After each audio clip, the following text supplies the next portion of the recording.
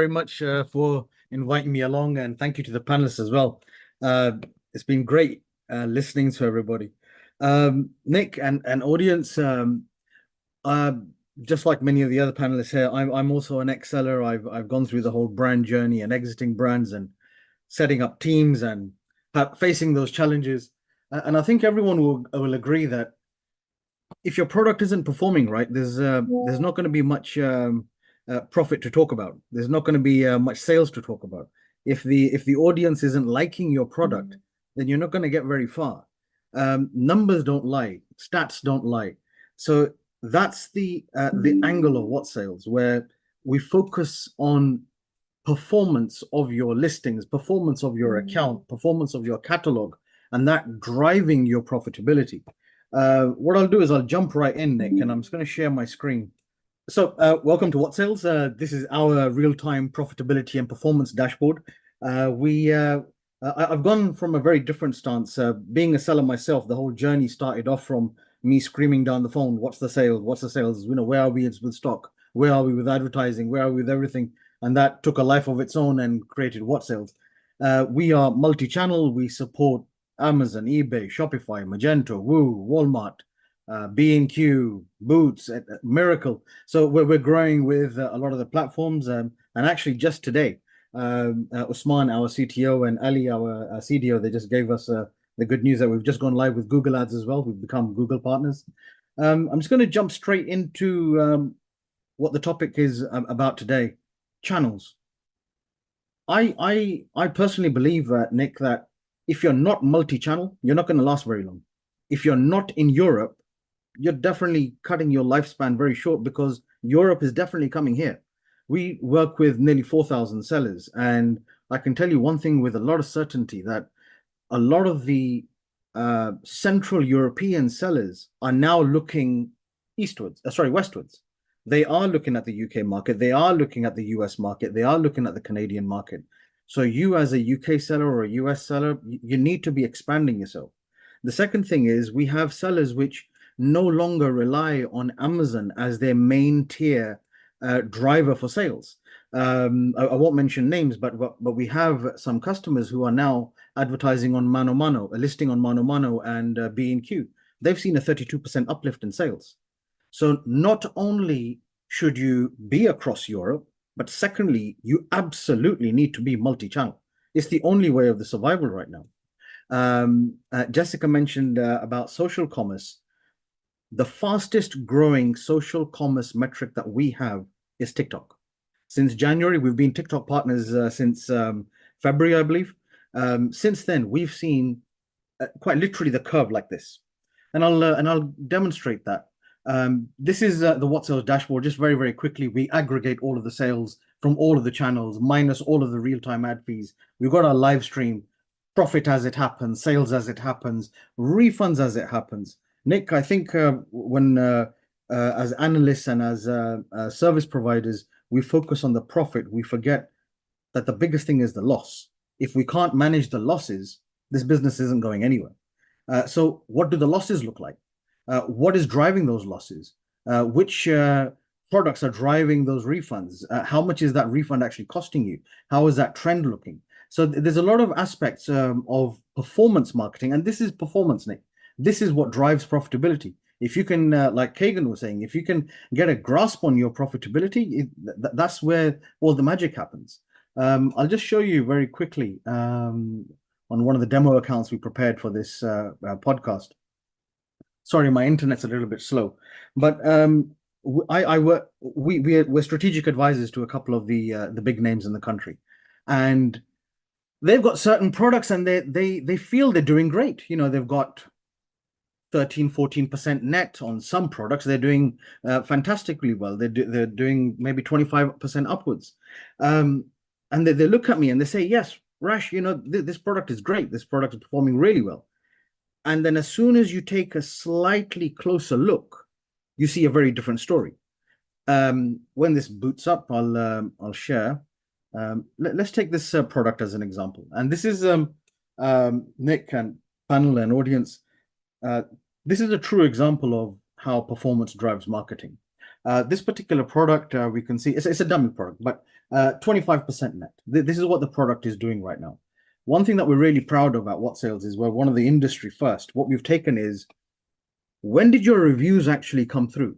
One thing as Amazon sellers or eBay sellers, e-commerce sellers, they're looking for that magic sauce.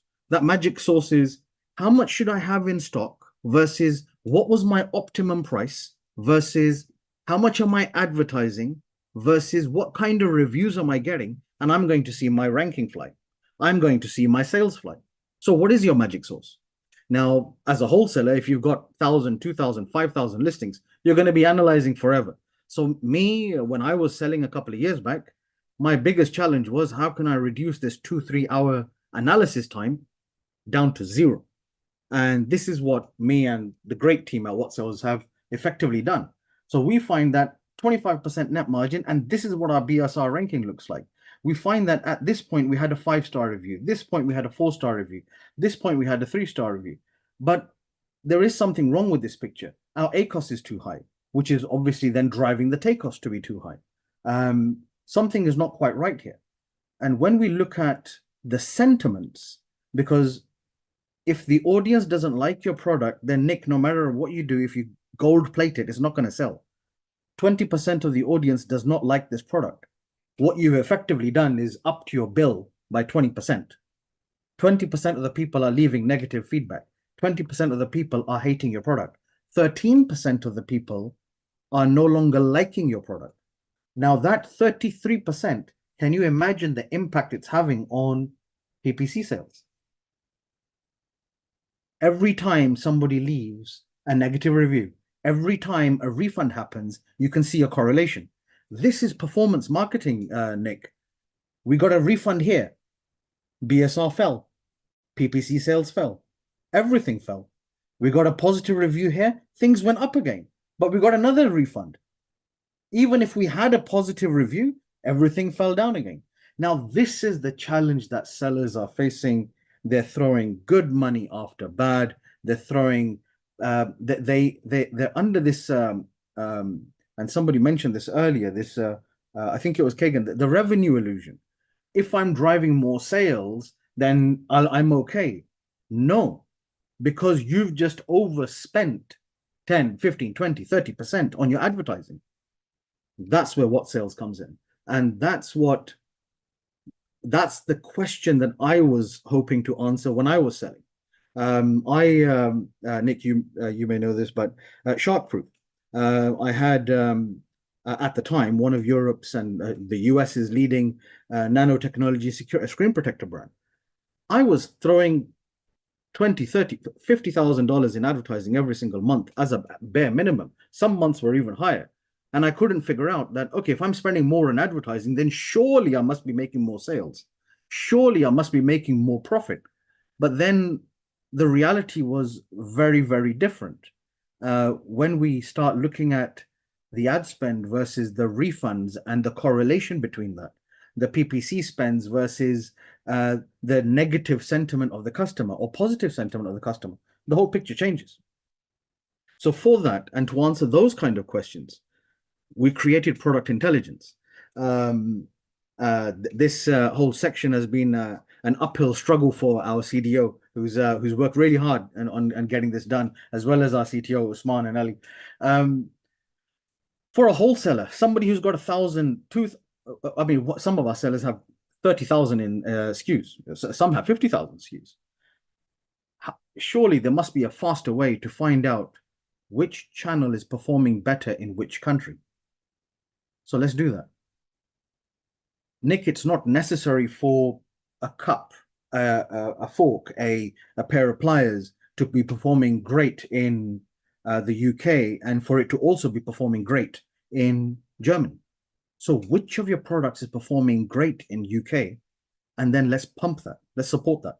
Which of your products is performing great in Germany? Let's support that. So that's the angle that What Sales comes through. We're wholly customer centric. We listen to our customers.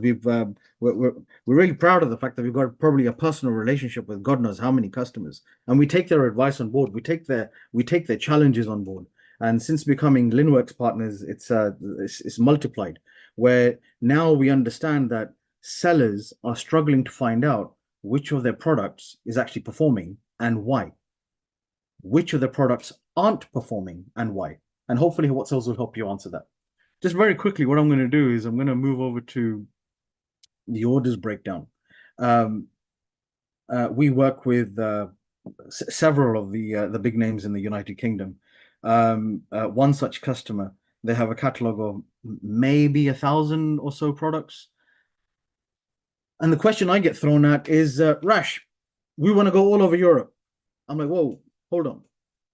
Let's pick the best performing products in terms of revenue, the best performing products in terms of less refunds, the best performing products in terms of ROAS, the best performing products which drive you the best tacos, and then let's push them.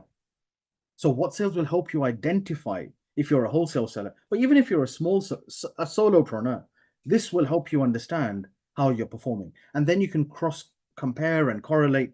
How did France do versus Germany? How did Germany do versus Spain? And then a lot of clever stuff goes in. Just one thing I want to quickly touch on is advertising. We've all spoken about advertising. I completely agree with Kafir. Kafir is great. He knows his stuff. Jessica, you're absolutely right. DSP, and it's all fantastic. How is it performing? Let's. I think sellers need to understand that when they're targeting their advertising using 2, 3, 4 different mediums, that's when magic starts to happen. When there's the right amount of Google ads, when there's the right amount of DSP, when there's the right amount of Amazon advertising, when there's the right amount of sponsored eBay, that's when magic starts to happen. That's when you really start in the return on investments. So what we done was we created a smart little AI, and it's fantastic. We work with a lot of agencies, like, Nick. We're saving agencies maybe 20, 30, 40 hours a week now. Instead of now going through every single campaign, we can now create a little traffic light system. Scale this campaign. This is going great. It's hitting the ACoS target. It's hitting the TACoS target. It's hitting the right inventory target. It's hitting the right reviews target. Let's scale it now. And then similarly, we have the severity levels of critical and review. So we've made it really easy for sellers now. Now, instead of spending hours and hours in investing on which campaign should we scale and why should we scale, we bypass all of that and say, here you go. These ones need scaling. These ones need a bit of review. And these ones, you know what, stop them immediately. Just very lastly, everybody, PLS, something that I believe one of the other panelists brought up on. We're being Amazon partners. I think now everybody's aware that Amazon loves to be fast in some places. They love to be throwing these new fees every now and then. 2024, everything has gone up again. If you're not on top of it, it'll get on top of you very, very fast, and it will knock you out. So let's see how that happened. How did that impact you? How did the storage charges impact your profitability? How did the increase in advertising impact your profitability? So our PLS, really proud of the fact that we have one of the most intuitive PLS platforms in the industry right now. I mean, books and accountants are using it now as well. So it's really good. I'd highly recommend if you're selling.